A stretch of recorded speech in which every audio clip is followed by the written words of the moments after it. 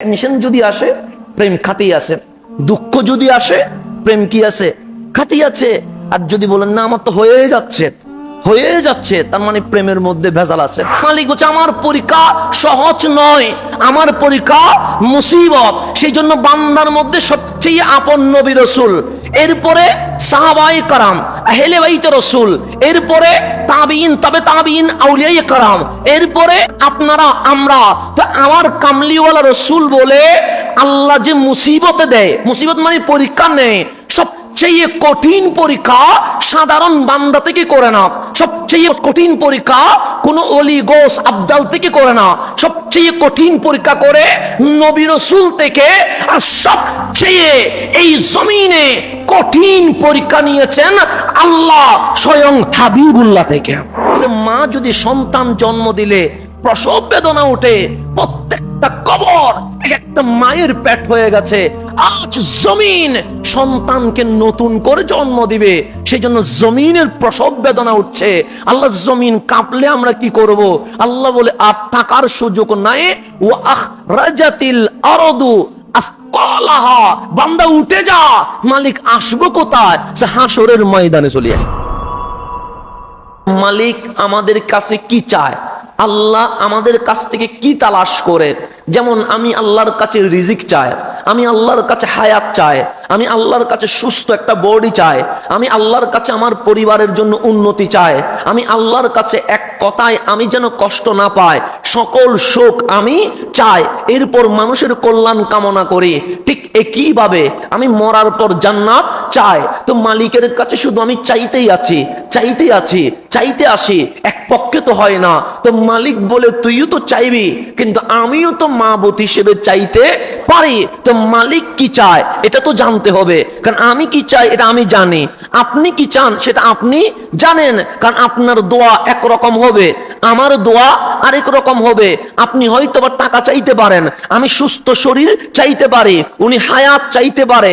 এক একজনের চাওয়া এক এক রকম, কিন্তু মালিক বান্দার কাছে এক এক রকম চায় না, মালিক সকল বান্দার কাছে এক রকমই চায়। যেমন আমি আপনাকে খুশি করতে পারবো না, কেন? আপনার চাহিদা ভিন্ন। আমি এইদিকেও খুশি করতে পারবো না, কারণ এইদিকের চাহিদা আরেক রকম। আমি এইদিকেও খুশি করতে পারবো না, কারণ এইদিকের চাহিদা আরেক রকম। তো আমার মালিক বলে বান্দা আমি এক একজন থেকে এক এক লেভেলে চাচ্ছি না, আমি সকল বান্দা থেকে একটাই জিনিস চাই। তো মালিক কি চাও? আল্লাহ বলে আল্লাযী খালাকাল মাউতা ওয়াল হায়াতা, তিনি সেই আল্লাহ যিনি মৌত অর্থাৎ মৃত্যু এবং হায়াত অর্থাৎ জীবন সৃষ্টি করেছেন। মরণ আগে জীবন পরে, কিন্তু আমাদের চোখে দেখছি জীবন আগে মরণ পরে। তো আমার মালিক আপনাকে এই শব্দের মাধ্যমে, কারণ আল্লাহর কালাম এটা অতি উচ্চ মানের, এটা নিম্ন লেভেলের নয়। বুঝবো না বলেই তো সর্বপ্রথম বলেছে ইকরা, পড়, গবেষণা কর। কারণ এটা ত্রিপটক নয় যে কুললেই বুঝবি, এটা গীতা নয় যে কুললেই বুঝবি, এটা আল কোরআন। বুঝতে গেলে দুইটা জিনিস লাগবে, একটা মাওলার মুহাব্বত লাগবে, আর একটা তোমার এলম লাগবে। দুইটার সমন্বয় ঘটাইতে হবে। তা আল্লাহর কথাটা দেখেন, আমার চোখ বলছে হায়াত আগে মরণ পরে। যেমন আমি এখন হায়াতে আছি, এক মিনিট পর যদি মরে যায় এটার নাম মরণ। তাহলে আগে হবে আল হায়াতা জীবন, তারপর হবে ওয়াল মওতা মরণ। আল্লাহ আগে মরণ বলেছে, এরপর জীবন বলেছে। মালিক আমরা তো দেখছি মায়ের পেট থেকে আসলাম, এটার নাম জীবন, এরপর মারা গেলাম, এটার নাম মরণ। তাহলে জীবন আগে মরণ পরে, কিন্তু আপনি বলছেন আল মওতা, মরণ সৃষ্টি করলেন, ওয়াল হায়াতা এরপর জীবন সৃষ্টি করলেন। বুঝি নাই আমার মালিক আপনাকে জানাচ্ছে দুনিয়ার জীবনের তা জীবন নয়, আসল জীবন তোমার মরণের পর, যেটা তুমি জান্নাতে চলে যাবে। সেই জন্য মালিক মরণ আগে বলেছে, মানে দুনিয়ার হায়াতকে আল্লাহ তুচ্ছ বানিয়ে দিয়েছে। যেই জীবন নিয়ে আমি স্বপ্ন দেখছি, মালিক এটা গণার ভিতরে ধরে নাই। যেই জীবন নিয়ে আমি মারামারি করছি, মালিক এটাকে কোরআনের কোন শব্দ দিয়ে অ্যাপ্লাই করে নাই। আল্লাহ বলছে আল্লাযী খালাকাল মাউতা ওয়াল হায়াতা, যিনি মরণ আর জীবনকে সৃষ্টি করেছেন। কেন করেছো? সে লিয়াবলুয়াকুম আইয়ুকুম আহসানু আমালা, যাতে আমি পরীক্ষা করতে পারি, আজমাইশ করতে পারি। যেমন এখন ইন্টার এক্সাম চলছে, এইচএসসি, আমরা দোয়া করছি মালিক তাদেরকে কামিয়াব করো। তা আল্লাহ বলে দাখিল বা এইচএসসি বা এসএসসি যেটাই বলেন, আলিম যেটাই বলেন, মালিক বলে এই পরীক্ষায় যে কোনো একটা হয়ে যাবে। প্রথম বছর পাস না করলে সেকেন্ড বছর কোনো মতে উঠতে পারবা, কিন্তু তোমার হায়াত থেকে মরণ পর্যন্ত প্রত্যেকটা সেকেন্ড আমি এক্সামিনেশনের খাতা বানিয়ে দিয়েছি। লিয়াবলুয়াকুম আইয়ুকুম আহসানু আমালা, তোমাকে আমি ছেড়ে দিয়েছি দুনিয়ায় শুধু একটা জিনিস পরীক্ষা করার জন্য, আমার বান্দাদের মাঝে কে সবচেয়ে ভালো আমল করে। এই পরীক্ষাটা নেওয়ার জন্য আমি হায়াত আর মরণ দুইটাই সৃষ্টি করে দিয়েছি। এখন আমার জীবন পরীক্ষায় আছে, আমি এক্সামে আছি, আপনিও কিসে আছেন? পরীক্ষায় আছেন। যেমন আমরা নামাজ পড়ি কি পড়বো না? এখন পড়বো না নামাজ, এটা তো জাস্ট খুতবা, এরপরে আরাবিক হবে, এরপর আমরা কোথায় দাঁড়িয়ে যাব? নামাজে। নামাজে কিয়াম এক রাকাত হিসাব করেন, কিয়াম কয়বার হবে? একবার হবে। কিয়ামের পর যাব কোথায়? রুকুতে, রুকু কয়বার হবে? এরপর যাব কোথায়? সিজদায়, সিজদা কয়বার হবে? দুইবার। কিন্তু সবকিছু কয়বার হয়? একবার। আপনি তাহিয়া পড়বেন, তাও বসবেন কয়বার? একবার। মানে এক রাকাত হিসাব করলে কিয়াম একবার, রুকু একবার, সিজদা দুইবার, তো বৈঠকও একবার, কিয়ামও একবার, রুকুও একবার। কিন্তু মালিক বলছে রুকুও একবার, কিয়ামও একবার, তাহিয়া বসবাও একবার, কিন্তু সিজদা দিবা কয়বার?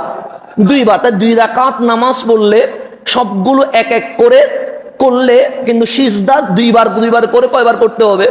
চারবার। তো আমার থেকে জিজ্ঞেস করিয়েন না, আমার কামলিওয়ালা রসুল যাকে এলমের শহর দরজা বলেছেন, সেই এলমের দরজা বলা, সার্টিফাই পাওয়া হযরতে আলী কাররামাল্লাহু ওয়াজহা, ওনাকে জিজ্ঞেস করা হয়েছে, আই আলী, আপনি তো এলমের দরজা, সুতরাং বলেন দেখি নামাজে কিয়াম একবার, রুকু একবার, কিন্তু সিজদা দুইবার কেন?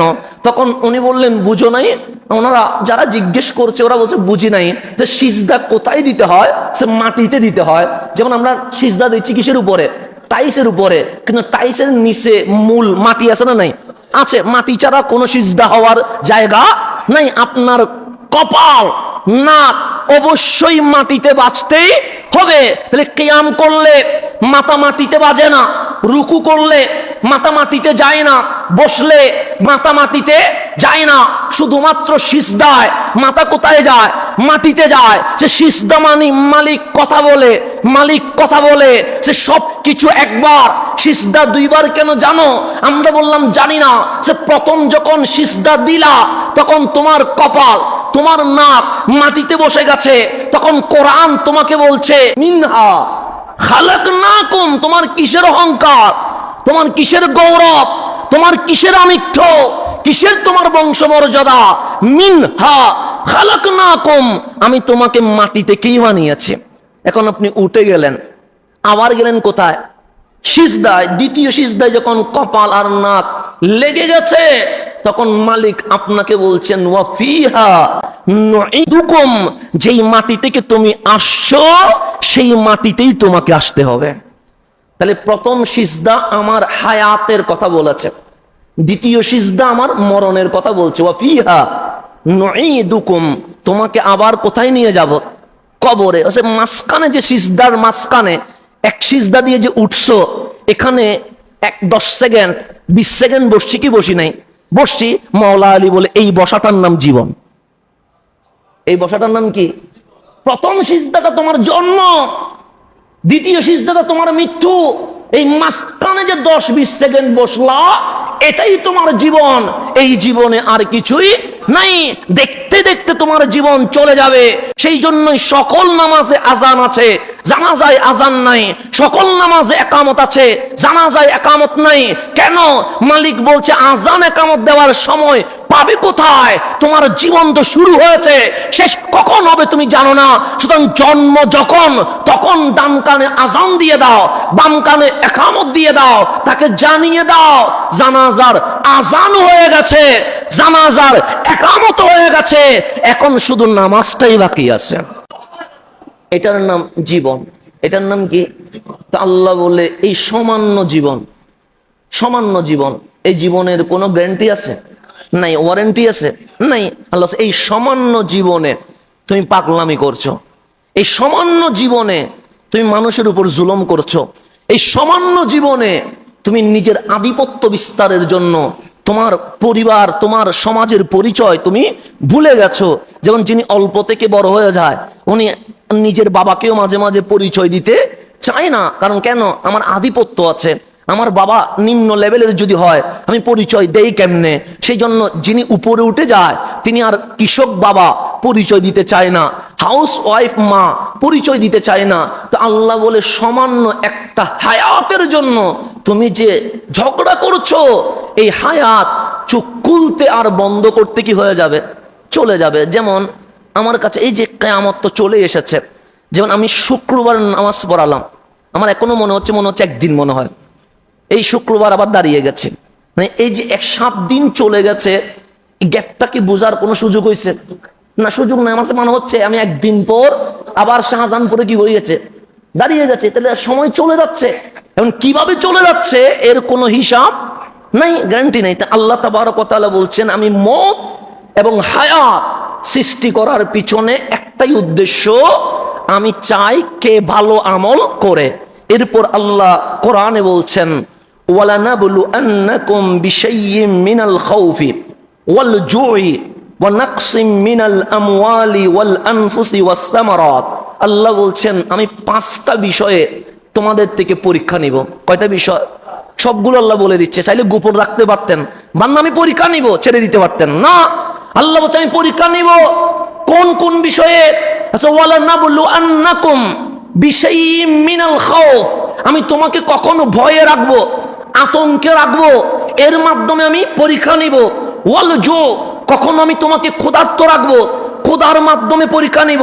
ওয়া নাকসিম মিনাল আমওয়াল, কখনো তোমার সম্পদ আমি নষ্ট করে দিব, এই নষ্ট করার মাধ্যমে পরীক্ষা নিব। ওয়াল আনফুস, তোমার সামনে তোমার আপনজনকে আমি নিয়ে যাব, এর মাধ্যমে তোমার পরীক্ষা নিব। ওয়াস সামারা, তোমার শস্য ক্ষেত, তোমার ধনসম্পদ, তোমার ভান্ডার কখন আমি ধ্বংস করে দিব, এর মাধ্যমে আমি পরীক্ষা নিব। তো আমার মালিক বলে আমি 5টা বিষয়ে তোমার পরীক্ষা নিব। 1, তোমার কাছে আমি ভয় আতঙ্ক সৃষ্টি করব, দেখব তুমি এই পরীক্ষায় কি অবস্থায় থাকো। 2, তোমার সামনে আমি ক্ষুধার্ত রাখবো, তোমাকে রিজিক থাকবে, রেস্টুরেন্টে খাবার থাকবে, কিন্তু তোমার ঘরে খাবার থাকবে না। আমি কখনো তোমাকে ক্ষুধার মাধ্যমে পরীক্ষা করবো। ওয়ানাকসিম মিনাল আমওয়াল, তোমার রাত্রে কোটি টাকার সম্পদ ছিল, আগুনের মাধ্যমে সকালে তোমাকে আমি ফকির বানিয়ে দিব, পরীক্ষা নিব।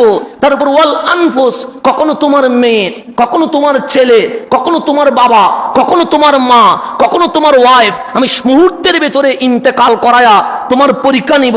ওয়াস সামারা, তোমার শস্য ক্ষেত আমি নষ্ট করে দিয়ে পরীক্ষা নিব। তো মালিক, যখন তুমি আমাকে পরীক্ষা নিবে, তখন বান্দা হিসেবে আমার ডিউটি কি, আমার দায়িত্ব কি? আল্লাহ বলছে, ওয়াবাশশিরিস সাবিরিন, তোমার দায়িত্ব হচ্ছে ধৈর্য ধারণ করা। তুমি যদি ধৈর্য ধরে আলহামদুলিল্লাহ বলো, হাবিব ওই ধৈর্যশীলকে বলে দেন, ওয়াবাশশিরিস সাবিরিন, দুনিয়াতে নিলেও আমি আখিরাতে তাদের জন্য জান্নাতুল ফেরদৌস রেখে দিয়েছে। ওয়াবাশশিরিস সাবিরিন, ধৈর্যশীলদেরকে শুভ সংবাদ দেন। দিচ্ছে কে? আমি না আল্লাহ? আল্লাহর শুভ সংবাদ কি আমার মতো হবে? তাহলে আল্লাহ পরীক্ষা নিবে কয়টা? এরপর মালিক পরীক্ষাকে কি বলেছেন দেখেন। আমরা যখন বিপদে পড়ি, তখন আমরা স্বাভাবিকভাবে বলি মুসিবতে আছে, বলি কি বলি না? বলি। সুখে থাকলে কি কেউ মুসিবতে আছে বলি? যখন আমি যদি বলি কেমন আছেন, আমরা স্বাভাবিক বলে বলি আলহামদুলিল্লাহ ভালো আছে। যখন কেউ থাকে না, তখন এদিকে ডেকে বলি হুজুর একটু মুসিবতে আছে, দোয়া করেন। মুসিবত কি? চাকরি নাই। মুসিবত কি? ব্যবসায় লস হয়ে গেছে। মুসিবত কি? ঘরের মধ্যে শান্তি নাই। মুসিবত কি? আমি যেটা চাচ্ছি সেটা পাচ্ছি না, তাহলে আমরা স্বাভাবিকভাবে যখন বিপদে পড়ি তখন বলি মুসিবতে আছে। তা আল্লাহ প্রথমে বলছে ইবতেলা। ইবতেলা মানে এক্সাম, পরীক্ষা নিব। তো যে বেশি পড়ে তার জন্য এটা মুসিবত নয়, তার জন্য পরীক্ষা দেওয়া এটা একটা ভালো জিনিস।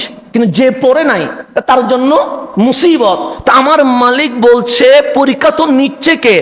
আল্লাহ। শিক্ষা বোর্ডে নিচ্ছে না, না মাদ্রাসা শিক্ষা বোর্ড নিচ্ছে, না আমাদের কারিগরি শিক্ষা বোর্ড নিচ্ছে, না কোন শিক্ষা বোর্ড নিচ্ছে না। বোর্ড কাটটা মালিকেরটা। তো মালিক বলছে আল্লাযীনা ইযা আসাবাতহুম মুসিবা। আল্লাহ শব্দ ব্যবহার করছে মুসিবা। সে যেই পরীক্ষা দেখ সে মুসিবতে আছে, তার মানে বিপদের মধ্যে আছে। মালিক বলছে আমার পরীক্ষা সহজ নয়, আমার পরীক্ষা মুসিবত। সেই জন্য বান্দার মধ্যে সবচেয়ে আপন নবী রাসূল, এরপরে সাহাবায়ে কেরাম, আহলে বাইত রাসূল, এরপরে তাবিঈন, তবে তাবিঈন, আউলিয়ায়ে কেরাম, এরপরে আপনারা আমরা। তো আমার কামলিওয়ালা রাসূল বলে আল্লাহ যে মুসিবতে দেয়, মুসিবত মানে পরীক্ষা নেয়, সবচেয়ে কঠিন পরীক্ষা সাধারণ বান্দা থেকে করে না, সবচেয়ে কঠিন পরীক্ষা কোন ওলি গোস আবদাল থেকে করে না, সবচেয়ে কঠিন পরীক্ষা করে নবী রাসূল থেকে। আর সবচেয়ে এই জমিনে কঠিন পরীক্ষা নিয়েছেন আল্লাহ স্বয়ং হাবিবুল্লাহ থেকে।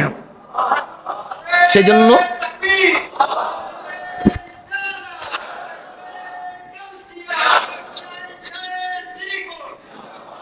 সেজন্য আল্লাহ আপন মানুষ থেকে কঠিন পরীক্ষা নেন, এরপর অন্যান্য নবী রাসূল থেকে, এরপর সাহাবায়ে কেরাম, আহলে বাইতে। এই মুহররম যে আসতেছেন, হুসাইনের পরীক্ষা তো আমরা দেখেছি, কথা ঠিক না? কঠিন পরীক্ষা। এরপর আউলিয়ায়ে কেরাম থেকে, এরপর আমরা যারা আছি সাধারণ ওনাদের থেকে পরীক্ষা হয় মুমিন থেকে, কিন্তু বেঈমান থেকে কোনো পরীক্ষা হয় না। এটা মনে রাখবেন, এটা হচ্ছে ওদের কর্মের ফল। কিন্তু আর আমরা যারা আছি মুমিন দাবি করছি আল্লাহ পরীক্ষা নিব, যত আপন হবে পরীক্ষা তত কি হবে? কঠিন হবে। কঠিন থেকে কঠিন। আপনি যদি বলেন মালিক তোমাকে চায়, মালিক তোমাকে চায়, পরীক্ষা আরো বেশি কি হবে? কঠিন হবে। একজন সাহাবী আসলেন আমার কামলিওয়ালা রাসূলের দরবারে, এসে বলছেন আনা উহিব্বুকা ইয়া রাসূলুল্লাহ। নবীরে কতজন রে ভালোবাসে, কিন্তু আমি সাহাবী কোনো মেয়েকে ভালোবাসি নাই, আমি কোনো পুরুষকে ভালোবাসি নাই, আমি কোন ব্যবসা প্রতিষ্ঠানকে ভালোবাসি নাই, আমি দাবি করছি আমি আমার কামলিওয়ালাকে ভালোবাসি। ভালোবাসার চিঠি দিচ্ছেন কাকে? রাসূলকে। আমার রাসূল বলেন ইয়া রাজুল, হে পুরুষ, কি বলছো? তুমি একটু খেয়াল করে দেখেছো? আমাদেরকে যদি কেউ বলে হুজুর আপনাকে আমি ভালোবাসি, আমরা কি বলবো? সাবধান, কি বলছো তুমি? ভেবে বলছো? এটা জিজ্ঞেস করবো না, আমরা হাসি দিয়ে বলবো আমিও তোমাকে ভালোবাসি। ভালোবাসতেই পারে, কিন্তু আমার রাসূল বলেন তুমি কি বলছো? ভেবে চিন্তে বলছো? সাহাবী অবাক হয়ে গেছে, আমি ভালোবাসার দাওয়াত নিয়ে এসেছি কামলিওয়ালা রাসূলের কদমে, আর আমার রাসূল বলছেন কি বলছো তুমি? ভেবে বলছো? যাও, আমার ভালোবাসা কঠিন জিনিস, আর একটু ভেবে চিন্তে আসো। উনি অনেকক্ষণ ভাবার পর আবার আসলেন, এসে বললেন ইয়া রাসূলুল্লাহ, আমি যত ভাবনার সব ভেবেছি, আমি দেখলাম আমার জানের চেয়েও আমি আমার রাসূলকে বেশি ভালোবাসি। আমার রাসূল বললেন ভাবনাটা হয় নাই, কঠিন বিষয়, এই সমুদ্রে ডুব দিলে বিপদ আছে, নিতে পারবানি বিপদ? সাহাবী বললেন নিতে পারবো। আমার রাসূল বললেন আবার যাও, আর একটু ভেবে এসো, কারণ আমার ভালোবাসা বড় কঠিন জিনিস। 2-1 ঘন্টা পর আবার এসে বললেন ইয়া রাসূলুল্লাহ, আর বলিয়েন না ভাবনার জন্য, আমার যত ভাবনা আছে আমি সব ভেবে চিন্তে বলছি আমি আমার কামলিওয়ালারে আমার জানের চেয়েও বেশি ভালোবাসি। আমার রাসূল বললেন অপেক্ষা করো, তুমি অচিরেই গরিব হবা। কেন? আমি নবীকে ভালোবাসবা আর দুনিয়াতে তুমি 10 তলা 20 তলা বিল্ডিং এ থাকবা, মানাই না, তুমি অচিরেই ফকির হবা। কেন? আমার প্রেমিকরা দুনিয়াতে পায় না, আমার প্রেমিকরা তো জান্নাতে পায়। তাহলে নবীজির ভালোবাসার দাবিদারদের দুনিয়াতে কঠিন হবে কি হবে না? হবে। আপনার সমস্যা থাকবে, সমস্যা যদি তাকে মনে করবেন প্রেম খাঁটি আছে, প্রেম কি আছে? খাঁটি আছে। টেনশন যদি আসে প্রেম খাঁটি আছে, দুঃখ যদি আসে প্রেম কি আছে? খাঁটি আছে। আর যদি বলেন না আমার তো হয়ে যাচ্ছে, তার মানে প্রেমের মধ্যে ভেজাল আছে। প্রেমে কি আছে? নিজেকে নিজে মাপতে পারবেন। আল্লাহ নিজে কোরআনে, আমি সামনে আসছি। তাহলে নবীকে ভালোবাসলে যদি বেশি ভালোবাসেন, মুসিবত কম হবে না বেশি হবে? বেশি হবে। সিদ্দিক আকবর কোটি কোটি কোটিপতি ছিলেন, নামতে নামতে ইন্তেকালের সময় আর কিছুই নাই। উসমান ও জুন্নুরাইন ছিলেন তো কোটিপতি। সেই জন্য আমরা দোয়া করার সময় বলি, মালিক দৌলত উসমানী দাও, বলি কি বলি না? বলি। কিন্তু ইন্তেকালের সময় কিছুই নাই। কেন? ওই মুসিবত চলে এসেছে। কারণ দাবিদার কার? আমার নবীর প্রেমিক। নবীর প্রেমিক দাবি করলে মুসিবত আসতেই থাকবে, বিপদ আসতেই থাকবে। কেন? আল্লাহ বলে হায়াতটা কিছুই নয়, ধোঁকা, প্রতারণা। তোর দুনিয়াতে চাস কেন? কারণ দুনিয়ার সূর্য একদিন ডুবে যাবে, কিন্তু জান্নাতের সূর্য তো কখনো ডুববে না। আল্লাহ বলছে আমার বান্দার আমি জান্নাতে দিব, দুনিয়াতে কিছুই চাইও না। এটা এমনি জাস্ট খেয়ে দিয়ে চলে গেলেই চলবে। তাহলে মুসিবত আসবে কি আসবে না? তা আল্লাহ বলছে যদি আমার বান্দাটা আমার প্রেমিক হয়, আমার রসুলের প্রেমিক হয়, ইসলাম কোরআনের প্রেমিক হয়, বলছে আল্লাযীনা ইযা আসাবাতহুম মুসিবা, যখন তারা মুসিবতে পড়ে, মুসিবত মানে পরীক্ষায় পড়ে, তা আল্লাহ বলে কোনো পরীক্ষা সহজ নাই, সবগুলো কি হয়ে যাবে? মুসিবত হয়ে যাবে। দেখবেন কাজ হওয়ার কথা 2 দিনে, কিন্তু সপ্তাহ চলে গেছে, মাস চলে গেছে, কাজ হচ্ছে না। এটা নাম মুসিবা। তো এরকম মুসিবত কি করতে থাকবে? আসতে থাকবে, আলিঙ্গন করতে থাকবে। তা আল্লাহ বলছে আল্লাযীনা ইযা আসাবাতহুম মুসিবা, যখন আমার বান্দা মুসিবতে পড়ে। তো মুসিবতে পড়লে আমরা কিসে পড়ে যায়? টেনশনে পড়ে যায়। যখন দেখলাম ফেল, আত্মহত্যা করতে চলে গেছি। যখন দেখলাম চাকরি চলে গেছে, ফাঁসিতে লটকে গেছি। যখন দেখলাম আমার জীবন সামনে যাচ্ছে না, ঘর থেকে পালিয়ে চলে গেছি। এরকম আমাদের রিয়াকশন আসে না? নাই, আছে। তো দুনিয়ার পরীক্ষায় আমরা রিয়াকশন দেই, কখনো আত্মহত্যা করে, কখনো বিষ খায়া, কখনো ঘুমের ওষুধ খায়া, কখনো ঘর থেকে পালায়া, যেমনি ভাবে একটা রিয়াকশন থাকে। তা আল্লাহ বলছে আমার বান্দাকে যখন আমি মুসিবতে ফেলে দেই, পরীক্ষা যখন নেই, সে আত্মহত্যা করে না, সে ঘুমের ট্যাবলেট খায় না, সে কোনো প্রকার বিষ প্রক্রিয়া দিন হয় না, সে টেনশনে পড়ে ঘর থেকে পালিয়ে যায় না। মালিক বান্দা মুসিবতে পড়লে তখন কি হয়? সে কলু, তখন ওই মুসিবতে পড়া আমার পরীক্ষার্থী বান্দারা বলে ইন্না লিল্লাহ ওয়া ইন্না ইলাইহি রাজিউন। আরে কিসের মুসিবত? আমরা তো আল্লাহরই, যাব তো আল্লাহরই কাছে। দেখেন পরীক্ষার্থী বান্দা বলে যে ইন্না লিল্লাহি ওয়া ইন্না ইলাইহি, আমরা সবাই কার? আল্লাহ। যাব কার কাছে? আল্লাহর কাছে। সফর আমার এখান থেকে চলে যাবে কোথায়? আল্লাহর কাছে। সুতরাং আমার কোনো টেনশন আছে তো মুসিবতে, মুসিবত টেনশনেই আছে, কিন্তু বলছে আমার কোনো কি নেই, টেনশন নেই। কেন? আমি তো মালিকের, যাবো কার কাছে? মালিকের কাছে। সেই জন্য হায়াত যেটা আছে সেটার পর মরে গেলে পচে যায় না। অনেক সময় আমরা রসুলের শানেও বলে ফেলি নবী তো ফসি গেছে, এরকম বলি কি বলি না? বলি, মাটির সাথে মিশে গেছে বলি। রসুল না, রসুল তো অনেক দূরের বিষয়। আপনিও ফসবেন না, আপনিও মরবেন না। কারণ হায়াতের কিছু থাম আছে, কিছু স্টেপ আছে। যেমন আগে ছিলেন আলমে আরওয়াহ, যেখানে বডি ছিল না, রু ছিল, এটার নাম হায়াত। এটার নাম কি? এরপর আপনার ওই আলমে আরওয়ার যে বাজেট, এটা শেষ হয়েছে। মালিক বলে মায়ের পেটে চলে যা। আমি আপনি রু মায়ের পেটে আনার পর মালিক একটা বডি বানিয়েছে। বানাইছে কি বানাই নাই? মায়ের পেটে কি বডি সারা ছিলাম না বডি সহ ছিলাম? একদিন ছিলাম না, 10 মাস, 8 মাস, 9 মাস, মালিক যারে যেভাবে রাখছে আর কি। সেখানে কি মরা ছিলাম না জিন্দা ছিলাম? জিন্দা ছিলাম। তাহলে আল্লাহ ওইখানে একটা হায়াত দিয়েছে। ওটাও একটা আলমে আরওয়া থেকে আসলাম কোথায়? ফিলবাতান, মায়ের পেটে। মায়ের পেটে একটা হায়াত আছে, হায়াত শেষ। মালিক বলে দুনিয়াতে চলে আয়। আসলাম কোথায়? দুনিয়াতে। 20, 30, 40, 50, 60 চলে গেছে। মালাকুল মউত এসে বলছে, মালিক বলছে তোর হায়াত শেষ, তো যাবো কই? সে ইলাল কবর, তুই কবরে যাবি। গেলাম কবরে। কবরে যদি মরে ফসি যান, মুনকার নকির আসবে কেমনে? কথা ঠিক না? কবরে যদি মরে ফসে যান, আবার প্রশ্ন হবে মান রাব্বুকা ওয়ামা দীনুকা। তো প্রশ্ন কি মরা থেকে হয় না জিন্দা থেকে হয়? যেমন ধরেন আমাদের কেউ মরে গেছে, এইচএসসি পরীক্ষা চলছে, এরকম মধ্যে অনেক পরীক্ষার্থী অ্যাক্সিডেন্টে মারা গেছে, আছে না নাই? ওর থেকে কি পরীক্ষা নিবে? কারণ সে চলে গেছে ড্যাড। তো তখন স্কুল কর্তৃপক্ষ দেখাবে সে মারা গেছে। যে মারা যায় তার কোনো পরীক্ষা নাই। আর কবরে যাওয়ার পর কি আছে? তার মানে কি মারা গেছেন। মরারে কেউ জিজ্ঞেস করবে তোর রব কে, তোর দিন কি, এটা কে যিনি তোমার কবরে এসেছে, এটা জিজ্ঞেস করবে। তার মানে কবরে এটা হায়াত আছে না নাই?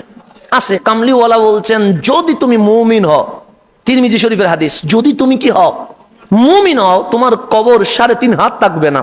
তোমার কবর হবে রাউদাতুম মিন রিয়াদিল জান্নাহ। উপরে হাত দিয়ে মাপলে 3.5 হাত হয়, ভেতরে তো জান্নাতুল ফেরদাউসের বাগান হয়ে যায়। রাসূল বলছে, এটা আমি বলি নাই।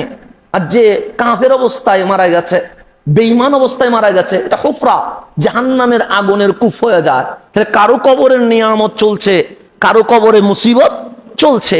কবরের জীবন শেষ হবে, মালিক বলবে ইজা জুলজিলাতিল আরদু জিলজালাহা, জমিন কাঁপছে বান্দা। তো আমরা বলবো মালিক কেন কাঁপছে? যে তোমার মায়ের পেট যখন তোমাকে জন্ম দিচ্ছে তখন কি ব্যথা উঠে নাই? আমরা বলছি হ্যাঁ উঠেছে। এটার নাম কি? আমরা সে প্রসব বেদনা। সে মা যদি সন্তান জন্ম দিলে প্রসব বেদনা উঠে, প্রত্যেকটা কবর একটা মায়ের পেট হয়ে গেছে। আজ জমিন সন্তানকে নতুন করে জন্ম দিবে, সেই জন্য জমিনের প্রসব বেদনা উঠছে। আল্লাহ জমিন কাঁপলে আমরা কি করব? আল্লাহ বলে আর থাকার সুযোগ নাই। ও আখরাজাতিল আরদু আসকালাহা, বান্দা উঠে যা। মালিক আসবো কোথায়? সে হাসরের ময়দানে চলে যায়। এখন আমরা উঠে আসলাম কোথায়? হাসরের ময়দানে। কোরআন বলছে হাসরের ময়দানটা, হাসরের ময়দানটা কয়শো বছর যাবে? হ্যাঁ বলেন না। অনেক রাওয়ায়াত আছে, 4000 আছে, 50,000 আছে, 500 বছর আছে, এরকম রাওয়ায়াত আছে না নাই? আছে। আমার রাসূল বলছেন যদিও বা এটা 500 বছরের সময় মনে হবে, কিন্তু মুমিন বান্দার কাছে এটা চোখের পলকেই শেষ হয়ে যাবে। 5 মিনিটের ভিতরে কি হয়ে যাবে? শেষ হয়ে যাবে। যেমন আমরা যদি বলি যে 1 ঘন্টাটা 5 মিনিটে শেষ হয়ে যাবে, আপনি কি বিশ্বাস করবেন? বলবেন পাগল হয়ে গেছেন।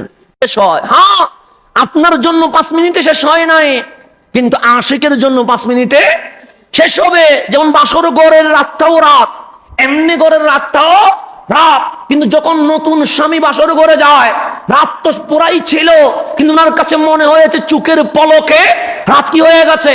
প্রত্যেক নতুন স্বামীর অনুভূতি কি জিজ্ঞেস করলে বলবে চোখের পলকে যেন রাত কি হয়ে গেছে, শেষ হয়ে গেছে। তো রাতটা আপনার জন্যও ছিল, রাত তো আমার জন্যও ছিল, রাত তো নতুন বউয়ের জন্যও ছিল। কিন্তু নতুন স্বামীকে যখন জিজ্ঞেস করবেন রাত কেমন কাটছে, উনি বলবে চোখের পলকেই শেষ হয়ে গেছে। নতুন স্বামী বলছে বাসর ঘর চোখের পলকে শেষ হয়ে গেছে। আর যে ডিপ্রেশনে আছে সে বলে কেন সূর্য উঠে না, রাত যেন লম্বা হয়ে গেছে। আর আপনি বলছেন না আগের মতোই তো আছে। এক একজন এক এক রকম বলছে। তা আমার কামলিওয়ালা বলছে হা হা, হাসরের ময়দানের লম্বা টাইম মুমিন বান্দার মনে হবে সেকেন্ডে চলে গেছে। কেন কেন কেন? সে মুমিন যখন কামলিওয়ালার দিকে নজর দিবে, কোন সময় 1000 বছর চলে গেছে খেয়ালই করতে পারবে না। কারণ প্রেমিক তখন ওইটা কেটে যাবে এমনিতে, তখন বলবে এত কম হয়েছে কেন? কারণ সে তো অন্য কিছু দেখে না, সে দেখছে কারে? রাসূলে আরবিকে দেখছে। তার সময় যে সেকেন্ডে চলে গেছে, সে মালিকরে বলবে মালিক কবর থেকে তুললা এত অল্প টাইমের জন্য, আর একটু বাড়াইয়া দিতা।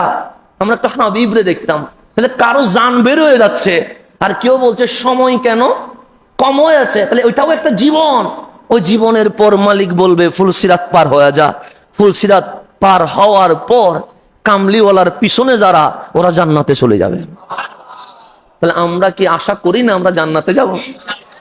আমরা কেমনে নিরাশ হই যে আমরা জান্নাতে যাব না? নিরাশ হওয়ার তো কোনো সুযোগই নাই। সুযোগ আছে? নাই। কারণ সুযোগ থাকবে কোত্থেকে? আমরা তো পাগলামি করেছি রহমতুল্লিল আলামিনের জন্য। তো আল্লাহ বলছেন মুসিবতে যখন পড়ে যায় তখন আমার বান্দা বলে ইন্না লিল্লাহি ওয়া ইন্না ইলাইহি রাজিউন। এরপর যখন বান্দা পরীক্ষায় পাশ হয়ে যায়, মালিক বলছে উলাইকা আলাইহিম সালাওয়াতুম মির রাব্বিহিম ওয়া রাহমা। উলাইকা মানে যারা মুসিবতের পরীক্ষায় পাশ হয়ে গেছে, তাদের উপর আমি আল্লাহর পক্ষ থেকে সালাওয়াত অনুগ্রহ বর্ষণ হয়, রহমত বর্ষণ হয়, উলাইকা হুমুল মুহতাদুন, তারাই হেদায়েত প্রাপ্ত। দুনিয়াটাও আমি পরীক্ষায় পাস হওয়ার পর সহজ করে দিব এবং জান্নাতের হিসাব নিকাশও সহজ করে দিব। তাই আমরা পরীক্ষায় আসি না নাই? আছি। এখন এখানে একটু গভীরভাবে যদি খেয়াল করেন, আল্লাহ তাবারক ওয়া তাআলা পরীক্ষায় রেখে বান্দাকে দুইটা স্টেপ দান করেন। কয়টা স্টেপ?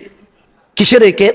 পরীক্ষায় কারণ পাস করলে এ প্লাস পায়, ফেল করলে আরেকটাতে চলে যায়। তাহলে এরকম স্টেপ কয়টা হয়? কেউ উপরে উঠছে, কেউ নিচে নামছে। কিসের কারণে? পরীক্ষার কারণে। আপনি পরীক্ষা দিয়ে পাস করলে এক টক্কা, পরীক্ষাতে ফেল করলে আরেক স্টেপে চলে যাবেন। তো আল্লাহ বলছে আমি যখন পরীক্ষা নেই তখন বান্দার দুই হালত হয়, দুইটা অবস্থা হয়। মালিক কি হয়? লাকাদ খালাকনাল ইনসানা ফি আহসানি তাকওয়িম।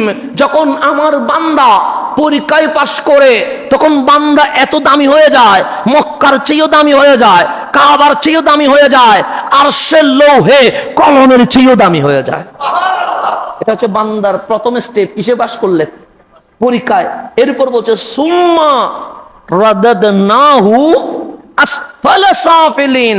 আর পরীক্ষায় ফেল করলে বান্দা থাকে না, মানুষ আর মানুষ থাকে না, আসফালা সাফিলিন, নামতে নামতে কুকুরের চেয়ে, শুকুরের চেয়ে আরো বেশি নামতে নামতে আমার মালিক বলছে তাকে আমি ফিরিয়ে দিয়েছি হীনদের হীনতম রূপে, এমন নিম্ন জায়গায় ফেলে দিয়েছি যেই নিচে আর কারো যাওয়ার সুযোগ নাই। তাহলে পরীক্ষা হওয়ার পর স্টেপ কয়টা হয়ে যায়?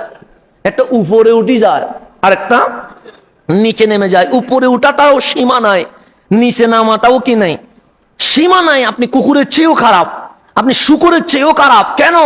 জাহান্নামে তো আর কুকুর শুকুর যাবে না, জাহান্নামে যাবে তো আমার মতোই মানুষ। কথা ঠিক না? তাহলে পরীক্ষা হবে কয়টা? দুইটা। এখন আল্লাহ রাব্বুল আলামিন বলছেন তুমি যখন জমিনে চলছো, তোমার বালেক হওয়ার মানে প্রাপ্তবয়স্ক হওয়ার পর তোমার পরীক্ষা শুরু হয়ে আছে। এখন আমার বিবেক আছে না নাই? আচ্ছা, বিবেকেই মানুষের সর্বোচ্চ আদালত। আমার বিবেক, আমি জানি আমি কি পাপ করেছি, শুধু আমার শাস্তি কি হবে এটাও আমি জানি। হয়তো অনেকেই জানে না, সেটা আমি জানি না, জানে আপনারটা আপনি জানেন। তো রব্বুল আলামিন বলছে তুমি যখন প্রাপ্তবয়স্ক হয়ে গেছো, তোমার ডানে বামের ফেরেশতারা লেখালেখি শুরু করে দিয়েছে। আমি তোমাকে দুইটো জিনিস দিয়েছি। কয়টা জিনিস? একটার নাম নফস আর একটার নাম কলব। কেন? একটা তোমাকে খারাপের দিকে ডাকবে আর একটা তোমাকে ভালোর দিকে। এটার নাম পরীক্ষা, এটার নাম পরীক্ষা, এটার নাম জিহাদে আকবর। তোমার পরীক্ষা কি হয়ে গেছে?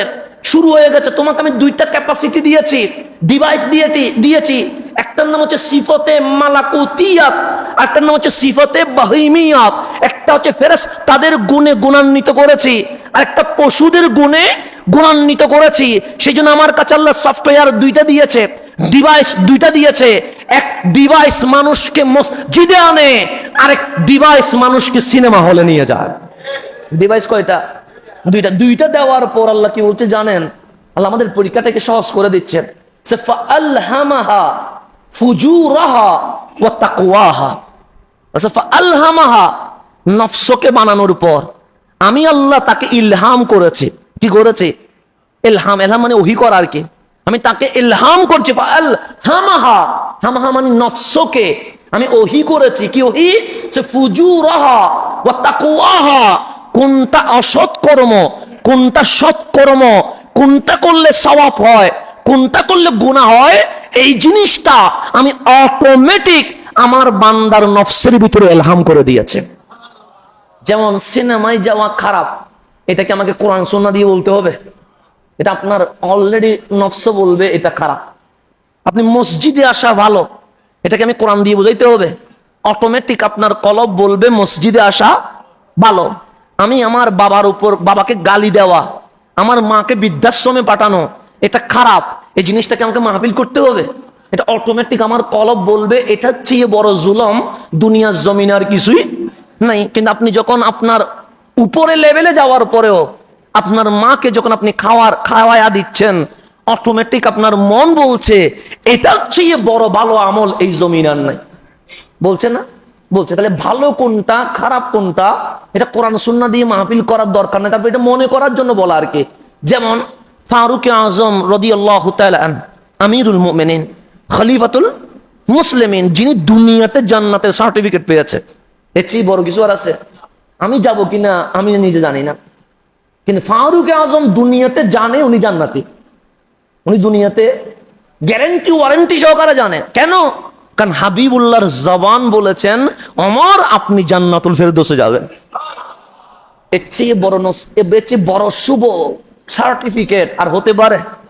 উনি যখন ইন্তেকাল করছে তখন ওনার আংটি মোবারক খুলে দেখা হচ্ছে, ওনার আংটিতে লেখা আছে মৃত্যুই সর্বশ্রেষ্ঠ নসিহত। কার? ফারুক আজমের আংটিতে লেখা আছে মৃত্যুই সর্বশ্রেষ্ঠ নসিহত।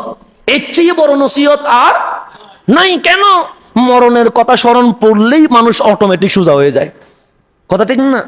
যিনি জান্নাত পেয়ে গেছে দুনিয়ায়, উনি ওনার আংটিতে লিখে রাখছে মৃত্যুই সর্বশ্রেষ্ঠ নসিহত। কেন? আমি যেখানে যাব আমার আংটি আছে, আমার চোখ আংটির দিকে পড়বে। যদি বেখেয়ালে যদি কোনো কিছু চলে আসে, যখন চোখ আংটির দিকে যাবে, তখন ওমরের কলব বলবে, ওমর দুনিয়াটা আসল কিছুই নয়, আজ না হয় কাল তুমি ওমরকে দুনিয়া ছেড়ে চলে যেতে হবে। দেখেন সাহাবায়ে কেরামের জীবন চলার পাথেয় হিসেবে ওনারা কি করেছেন? নসিহত লিখে রেখেছে কোথায়? আংটিতে। আমরা কি করছি? যিনি জান্নাত পেয়ে গেছে উনি আংটিতে লিখে রাখছে মৃত্যুই সর্বশ্রেষ্ঠ নসিহত। যেখানে যাবে মৃত্যুর কথা মনে পড়বে, মরণের কথা মনে পড়লে আর বামে যাওয়ার কোনো সুযোগ আছে না? সিরাতে মুস্তাকিম থেকে নড়ার সুযোগ আছে না? আজকে দুনিয়ার লুবি হয়েছে কেন? মৃত্যুর কথা ভুলে গেছে। আজকে যে অনেকে বিক্রি হয়ে যাচ্ছে, অনেকে দুনিয়ার কারণে ইসলাম ছেড়ে দিচ্ছে, এগুলো কেন? কারণ সে মরণের কথা ভুলে গেছে। ও মনে করছে আমি ভিআইপি থাকবো, আমি 5 স্টার রুমে থাকবো। এগুলোর কারণেই তো দুনিয়াতে আমরা বিক্রি হচ্ছি। কিন্তু যখন মরণের কথা মনে পড়বে তখন কি আর দুনিয়া ভালো লাগবে? লাগবে না।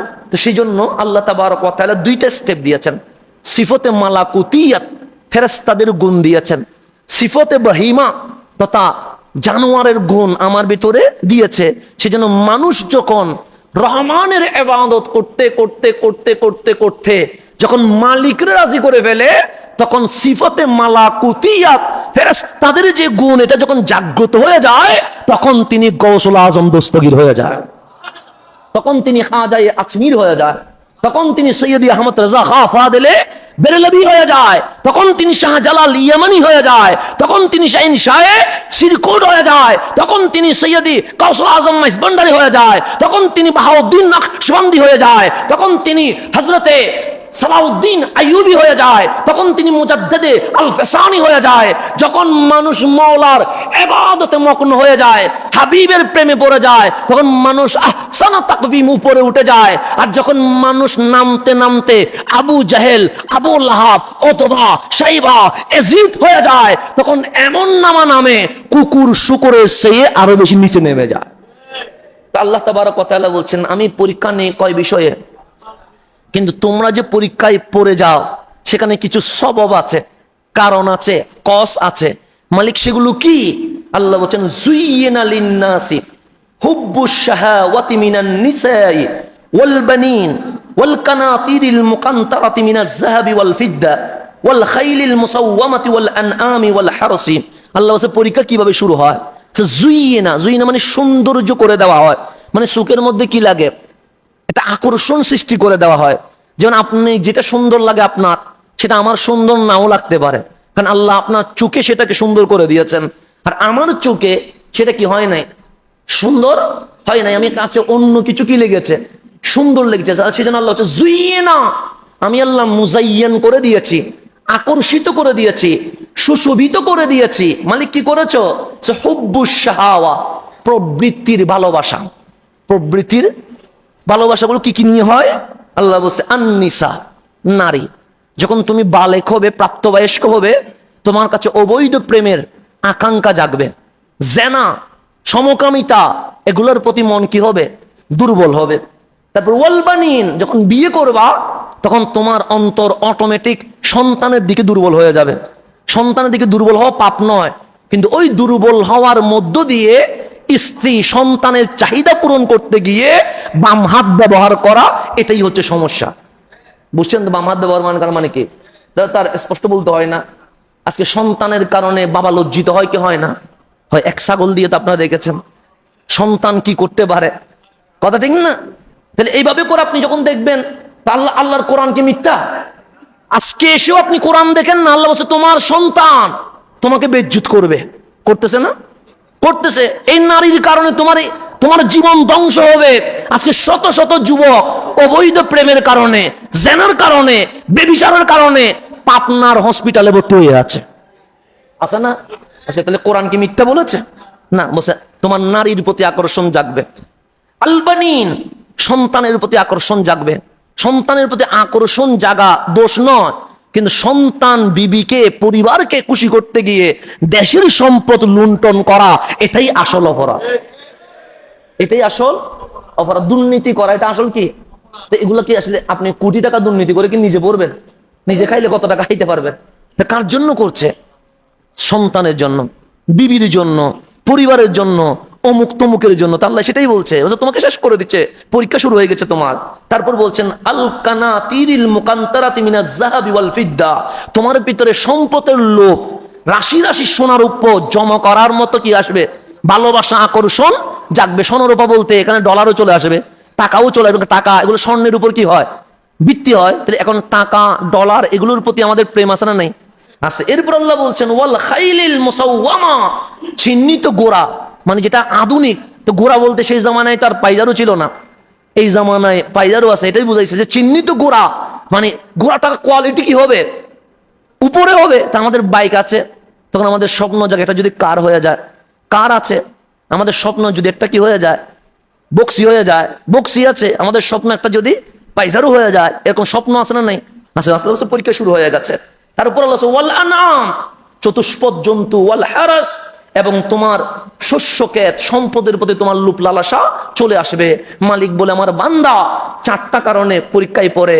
এক নাম্বার, শাহাওয়াত, প্রবৃত্তির ভালোবাসার প্রতি চলে যায়, আওলাদের মোহাব্বত চলে আসে, মাল দৌলতের মোহাব্বত চলে আসে, মানসাব, ক্ষমতার মোহাব্বত চলে আসে। এই 7টা জিনিস যখন বান্দার ভেতরে ঢুকে, বান্দার পরীক্ষা কি হয়? শুরু হয়। তাহলে সর্বপ্রথম প্রাপ্তবয়স্ক হলে মালিক বলে তোমার শাহাওয়াত, জেনা, বেবিচার, সমকামিতা, ট্রান্সজেন্ডার যেটাই বলেন, এগুলা দিয়ে পরীক্ষা শুরু হবে। তুমি যখন বিয়ে করছো, তোমার বিবি, সন্তানের প্রতি তোমার আকর্ষণ কিরকম, তুমি হালাল হারাম বাছাই করছো কিনা, এটার প্রতি তোমার পরীক্ষা শুরু হবে। তোমার যখন সন্তান সন্ততি হয়ে গেছে, তোমার মাল দৌলত, সম্পদের প্রতি আকর্ষণ আছে কিনা, এটা দিয়ে তোমার পরীক্ষা শুরু হবে। তারপর তুমি যখন আস্তে আস্তে করে উপরে উঠছো, তোমার মসনদের প্রতি, ক্ষমতার প্রতি তোমার আকর্ষণ, এটা নিয়ে তোমার পরীক্ষা শুরু হবে। মালিক বলে তোমার প্রাপ্ত বয়স্ক থেকে মৃত্যু পর্যন্ত তোমার পরীক্ষার দ্বারা চলতেই থাকবে। কারণ তোমার দুনিয়া থেকে মরণ পর্যন্ত এই পরীক্ষা চলতে থাকবে। আর আমি মালিক তোমাকে 2টা ডিভাইস দিয়েছি, আলহামাহা, তোমাকে এলহাম করেছি কোনটা অসৎ কাজ, কোনটা সৎ কাজ। তুমি যদি তোমার ফিতরতের মধ্যে মন যদি বলে দুর্নীতি করো, আর তোমার কলব দিয়ে যদি তুমি দুর্নীতি মুক্ত হতে পারো, তোমার মন বলছে জেনা করো, তুমি যদি কলব দিয়ে জেনা থেকে বেঁচে মাওলার প্রেমে বিভোর হতে পারো, তাহলে আমি আল্লাহ তোমাকে নফসে আম্মারা থেকে নফসে মুতমাইন্না বানায়া তোমাকে জান্নাতুল ফেরদৌসের বাসিন্দা করে দিব। এগুলো অনেক কথা, আমি এগুলো বলতে গেলে আপনার রাত চলে যাবে, কথা কিন্তু শেষ হবে না, কারণ কথা তো অনেক কথার মধ্যে আছে। তো আল্লাহ বলছেন নফস, নফস আছে না? নাই। একটা নফসের নাম হচ্ছে নফসে আম্মারা। নফসে আম্মারা, যেটাকে জানোয়ার বলা হয় আর কি, মানে যদি বলি আমি বাংলায়, যেটাকে কি বলে? জানোয়ার। নফসে আম্মারা, যেটা আপনাকে শুধু খারাপ কাজ করতে বলবে। খুন করো, চাঁদাবাজি করো, লুটতারাজ করো, জুলুম করো। এই নফসে আম্মারাকে যদি আপনি কন্ট্রোল করতে পারেন, মানে আমাকে তাপ্পড় দিতে বলছে, আমি সালাম দিলাম, কন্ট্রোল হয়েছে। আমাকে বলছে গালি দাও, আমি তার সাথে ভালো ব্যবহার করলাম, কন্ট্রোল হয়েছে। আমাকে লাথি মারো, আমি তাকে লাথি না মেরে বুকে নিয়ে নিলাম, কন্ট্রোল হলো। আমারে বলো সিনেমায় যা, আমি মসজিদে আসলাম, কন্ট্রোল হলো। আল্লাহ বলে এই নফসে আম্মারাকে আমি আস্তে করে নফসে লাওয়ামা করে দিব। কি করে দিব? লাওয়ামা মানে 50-50। সে সিনেমাও দেখতে বলবে, সিনেমা দেখার পর আবার বলবে হাই হাই তুই কি দেখলে, তোর মাওলা তো নারাজ হয়ে গেছে। তার মানে কি 50-50। ওইটা হচ্ছে নফসে আম্মারা, জানোয়ার ছিল। এটা বলবে ঠিক আছে ভালো হয়েছে, আর একটু লম্বা হইলে ভালো হইতো, 40 মিনিট কেন নাটক হবে, আর একটু ভালো হইতো, লম্বা হোক। এটা হচ্ছে নফসে আম্মারা। কিন্তু আপনি যখন নফসে আম্মারাকে কি করতেছেন, আস্তে করে ভাইরাসকে অ্যান্টিভাইরাস দিয়ে কি করতেছেন, ভাইরাসকে অ্যান্টিভাইরাস দিয়ে ধরে রাখছেন, তখন আল্লাহ সেটাকে নফসে লাওয়ামা করে দিয়েছে 50-50। মানে তুমি সিনেমাও দেখলা, কিন্তু সিনেমা দেখার পর মাথা ধরতেছে, হায় হায় আমি কি করলাম, আমার মালিক কি হয়ে গেছে, নারাজ হয়ে গেছে। আপনি আসরের নামাজ পড়তে মসজিদে ঢুকে গেছেন। এখন নফসের লাওয়ামাকে যদি কন্ট্রোল করতে পারেন, আল্লাহ বলে এই নফসের লাওয়ামাকে আমি নফসে মুতমাইন্না করব। এটা আর জুলুম করবে না, অবিচার করবে না। নফসে মুতমাইন্না হলে আমি আল্লাহ বলবো, ইয়া আইয়াতুহান নফসুল মুতমাইন্না ইরজিই ইলা রাব্বিকা রাব্বিকি রাদিয়াতাম মারদিয়া। তখন আমি নফসে মুতমাইন্নাকে বলবো, দেরি করছিস কেন, তোর রবের কাছে আয় খুশি মনে, ফাদখুলি ফি ইবাদি, আমার বান্দাদের ভিতরে চলে আয়, প্রবেশ কর, ওয়াদখুলি জান্নাতি। নফসে আম্মারা যখন নফসে লাওয়ামা হওয়ার পরে নফসে মুতমাইন্না হয়ে যাবে, মালিক বলে তখন আমার অর্ডার হবে, ওয়াদখুলি জান্নাতি, আমার জান্নাতে তুমি প্রবেশ করো। আজকে শেষ জুমায় আমাদের নফসকে কি বানাইতে হবে, নফসে মুতমাইন্না করতে হবে। রব্বে কারীম আমাদেরকে নফসে মুতমাইন্না করার জন্য তৌফিক নসিব করে। আলোচনা কি কঠিন হয়ে গেছে নি আবার? না, এটা আরো সহজ করতে পারতাম, কিন্তু সময় তো নাই, কি করব। এখন আসে সামনের দিকে যায়, আগামী মুহররম শুরু হচ্ছে। আহলে বাইত রাসূলের প্রেম ঈমানের অংশ, কথা ঠিক না? এতে কোনো সন্দেহ আছে? সাহাবায়ে কেরামকেও সম্মান করতে হবে আমাদের। আমরা হচ্ছে আহলে সুন্নাত ওয়াল জামাত। আহলে সুন্নাত, সিদ্দিক আকবর এটাও আমাদের, ফারুক আজম এটাও, উসমান যুন্নুরাইন এটাও, মাওলা আলী এটাও রাদিয়াল্লাহু তাআলা, ইমাম হোসেন এটাও। এখানে কাউকে দেওয়া যাবে না, সাহাবায়ে কেরামকে খারেজিকে দেওয়া যাবে না, আবার আওলাদে রাসূলকে শিয়াদের কাছে দেওয়া যাবে না। সাহাবীও আমাদের, আহলে বাইত আমাদের, কাউকে দেওয়ার কোনো সুযোগ আছে নাই। সুতরাং সাহাবায়ে কেরামের ইজ্জত সম্মান এটাও লাগবে। আবার আপনি এজিদি হলে হবে না, আপনাকে কি হতে হবে, হুসাইনি হতে হবে। আবার হুসাইনি না হলেও আপনার কপাল দাগ করে কোনো লাভ নেই, কথা ঠিক আছে না? এখন হুসাইন শহীদ হয়েছে কাদের জন্য? হুসাইন শহীদ না হলে কি হইতো, কিছু হইতো? কিছু হইতো না। উনি মসনদ পাইতেন, উনি গভর্নর হইতেন, উনি মক্কা মদিনার রাজপ্রাসাদের মালিক হইতেন। কারণ এজিদ কারো কাছে বায়াত খুঁজে নাই, এজিদ শুধু মারওয়ানকে বলছে হুসাইনের বায়াতটা লাগবে। কিসের বায়াত? মারওয়ানকে বলছে শুধু হুসাইনের বায়াত। কেন? হুসাইন যদি এজিদের হাতে হাত রাখে, আর কোন দুনিয়ার শক্তি নাই এজিদের মসনদ কি করে দিবে, ধ্বংস করে দিবে। মদিনায় হুসাইন, মারওয়ান বলল হুসাইন বায়াত, হ্যাঁ হুসাইন বলে গর্দান চলে যাবে, কিন্তু আমি হুসাইন এজিদের হাতে হাত রাখতে পারবো।